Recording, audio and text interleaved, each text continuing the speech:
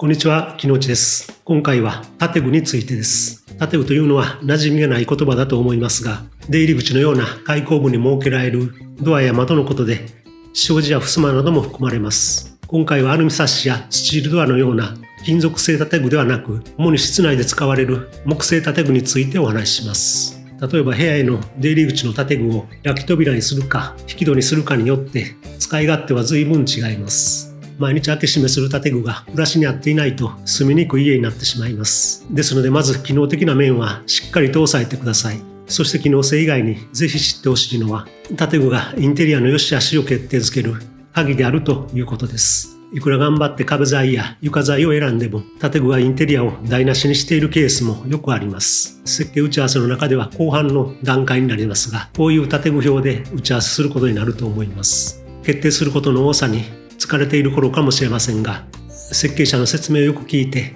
決して手を抜かないようにしてください。最近は木製建具まで既製品化されてきました。こういう大手メーカーの扉を見ると綺麗な木目で色味も流行りのものでまとめられています。かまち戸のようなデザインもあり、広く選ばれているのもわかるような気がします。こういった建具は枠も含めてオレフィニッシュのような合成樹脂でラッピングされたものです。ただもしかしたらこういう経験があるかもしれません。キッチンや洗面、フローリング、壁紙、照明なんかも含めて、その商品だけ見ていると綺麗な木目や色味と思っても、それらを集めるとバラバラな印象になってしまう。残念ながら多くの場合そうなってしまいがちです。商品としてよく見せるための過剰な表情も嘘っぽさを余計に目立たせます。そういったことを避けるための最後の砦が現場で手をかけることですが、今回の木製建具はそれが可能で、最も効果が大きいものの一つです。建具の枠を加工できる大工さんがいる工務店では、高価な材料さえ選ばなければ建具工事が大幅なコストアップになるということはありません。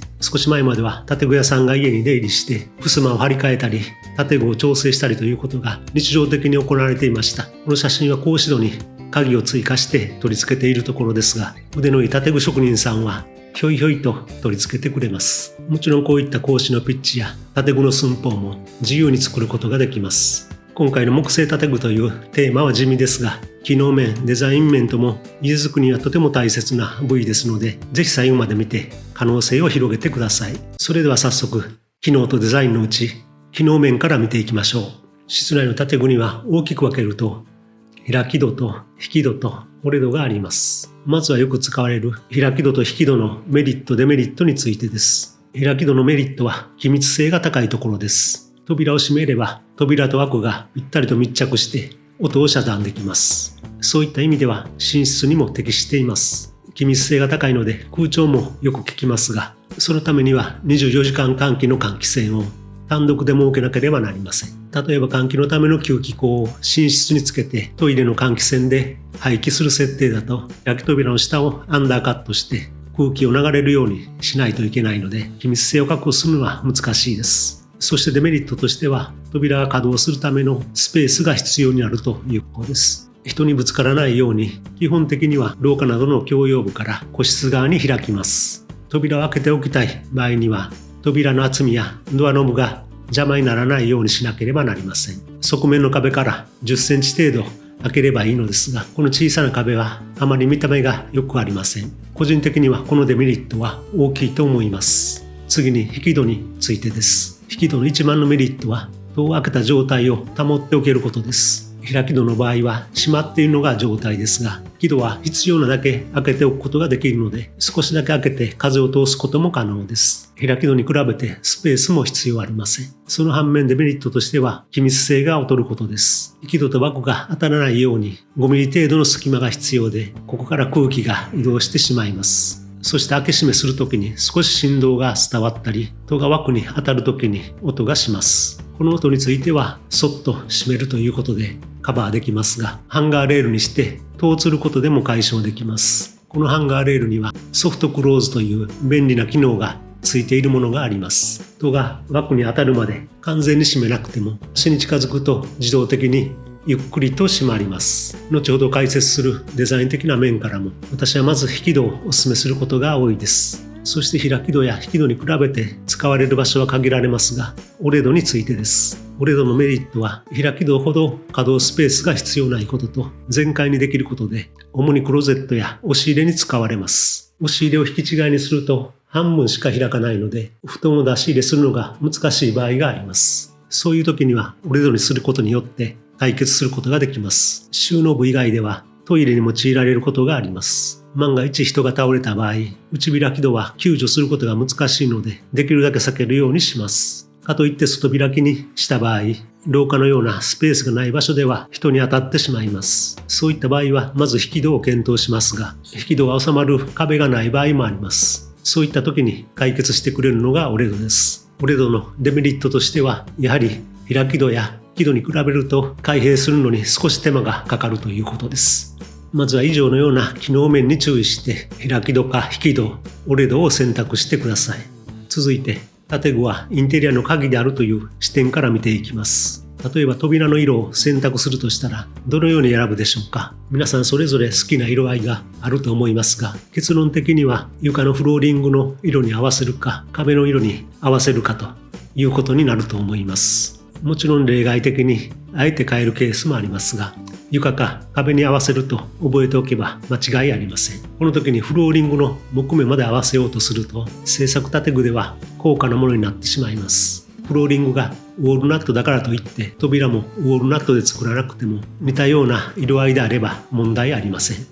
この引き戸は床のフローリングと同じ色の自然塗料で塗っています。戸の枠や幅木も同じ色で塗装しているので統一感があると思います。木の種類が違うので色は全く同じではありません。床がパインで枠と幅木がベートが戸がシナ合板ですが、全て同じ色で塗装しています。これぐらい色が違っても気にならないと思います。戸の高さを天井いっぱいまでの高さにすると枠を省略できるのでもっとシンプルになります。右側の板の部分が引き戸で左側にスライドします。戸の高さを天井までとすることで木の枠をつけていないのですっきり見えると思います。この底に埋め込んだ戸車が床レールの上を転がります。上部のこの字の金物はガイドの役割です。こちらもフローリングの色に合わせていますが、引き戸を閉めた状態では枠が見えません。引き戸を開けるとこのようになります。天井には木の枠をつけずにアルミのハンガーレールを直接埋め込んでいます。戸を上から吊っているので床のレールもなくすことができています。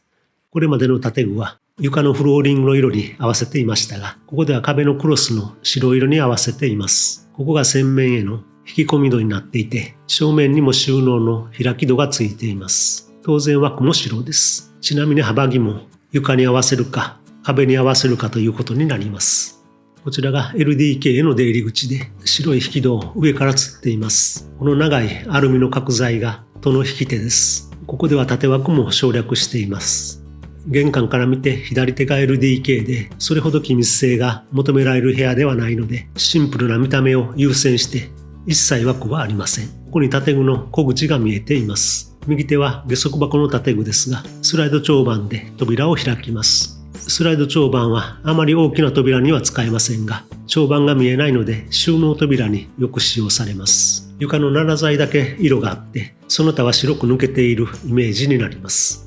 見ていただいたように、建具の色は床の色に合わせるか、壁の色に合わせるかということになります。次に建具の種類としては、ここまでに出てきたガラス窓のない建具は、3を組んで作った下地の表面に合板を貼ったフラッシュ戸と呼ばれるものです。表面に貼る合板については、高級な付き板は使わずに、こういったシナ合板やラバン合板、せいぜい奈良や杉ぐらいを使用することが多くなります。ガラス戸とする場合は、外側の枠を組んで、中にガラスをはめ込みます。こういった形の建具をかまち戸と言います。それ以外にもよくご存知の和室に見られる障子や襖などがあります。外部の建具は合板だと耐久性に劣るので無垢の板を張ります。外部に用いる格子戸も無垢の材料で格子を組みます。着色するのには木部を見せるときはオスモやリボスなどのオイルフィニッシュで、木部を見せないときは不透明のペンキで塗装したり、ポリやメラミン、オレフィン紙などを貼ります。以上が基本的な建具の知識ですが、ここからはこれらの基本を踏まえながら条件に合わせて応用した事例を見ていただきます。この赤、青、黄色に塗り分けられたところが引き戸になっています。ここは3姉妹の子供室で、手前が共用スペース、引き戸の向こうがそれぞれの独立したスペースになっています。右手の赤い円筒部分の内側が螺旋階段です。あまり建築にカラフルな色を使うことはないのですが、クライアントが建築家リートフェルトのファンで、レッド&ブルーという椅子をお持ちだったので、その色を使わせていただきました。建具は取り替えることができるので、思い切った色使いに挑戦しやすい部位です。この奥の赤い部分は収納で、扉と壁を赤く塗装しました。この収納の壁は実際には耐力壁なのですが、色を変えることによって独立した箱に見せているので、連続した針が端までかかっているように見えるのではないでしょうか。こうすることで針の存在感を損なうことがなくなります。作り付けテーブルの合板と合わせて抑えた赤色のオイルフィニッシュとしました。この建具は LDK から玄関への出入り口にあるかまち戸です。ここでは戸を軽くするためにガラスの代わりにツインカーボというハニカム状のポリカーボネートとしました。ツインカーボ自体に強度があるので、かまちと呼ばれる四方の枠を細くすることができました。同じくツインカーボを使って簡易な格子戸を作った事例です。ツインカーボの穴に一つ置きに棒を差し込んでいます。下の開放している部分にも戸があって、雪見障子のように擦り上げることができます。この階段は段板をこの格子状の柱で受けています。冷暖房効率を考慮してガラスをはめて階段室への出入り口に引き戸を設けています。建具も同じピッチの格子にして開けた時も閉めた時も戸の存在感を薄めています。建具と天井の間を欄間と言いますが、欄間に風通しのための窓をつけたり、ガラスをはめ込むこともできます。この家ではリビングを畳の間としています。障子を床天井と合わせて塗装することで、あまり和風になりすぎないように意図しました。ちなみに障子紙も貼ることが少なくなってきました。ここではワーロン紙という和紙を樹脂でラミネートしたものをはめ込んでいますので、まず破れることはありません。ちょっと見えにくいのですが、扉の存在を隠したいときには、隠し長板という金物があります。床と梁下にレールが見えているように、空調を効かせたいときは、ここをオレドで閉めることができます。そのオレドを隠すための扉がここについています。取っ手は見せていますが、長板が見えないので、ほとんど建具の存在は気がつかないと思います。建具にはこういう取っ手がつきます。建具自体はシンプルで高級材でもないので、特に金物が大切です。このような金物がたくさん市販されていますので、いろいろな用途で同じ色のものが使えるかどうかも吟味して選んでください。いつも定番として使用しているメーカーと品番を概要欄に載せておきますので、参考にしてみてください。既製品の扉は決められた金物の中からしか選べませんが、金物を自由に選定できるのは製作建具の大きなメリットです。取っ手の高さを自由に設定できるのも製作建具の良さです。取っ手の高さと照明スイッチの高さを揃えていますが、目立たないようにどちらも床から 900mm と低めの設定にしています。復習しますと、この子供室への出入り口の建具は品合板のフラッシュ戸で、レールの上を戸車が動く引き戸です。正面の吹き抜けに面している建具はベート画で作られたかまち戸で、同じく引き戸です。出入り口の上の欄間部分はガラスのはめ殺し窓です。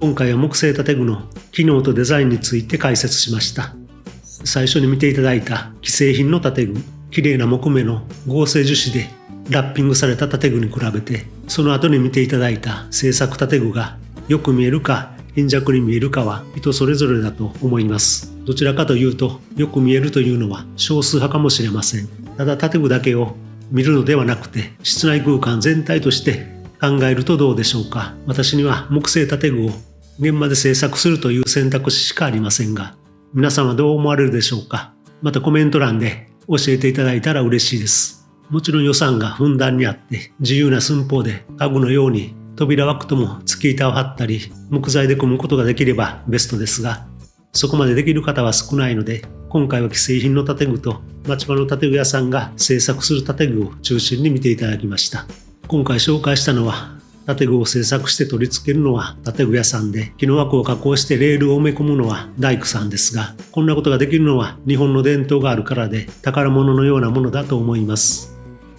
最後にお知らせです。最近公式 LINE にご登録いただいた方からのご相談を受けているのですが、今進めている間取りに確信が持てない、満足できないということをよくお聞きします。LINE で友達追加していただくと、無から有を生み出す家づくり実践講座という動画をお送りしています。その中で日本の家づくりのほとんどは社員10人以下の工務店が担っているというお話もしています。人には得手不得手がありますが、小さな組織にスーパーマンのような活躍を期待しすぎていることがご希望と間取りのミスマッチを起こしているようにも思います。そのような時には私たちのような設計のエキスパートがいることもぜひ思い出してもらえたらと思います。先ほどのケースでも少し視点を変えるだけで一気に解決するということが何度もあります。ご興味がある方は下の概要欄から登録しておいてください。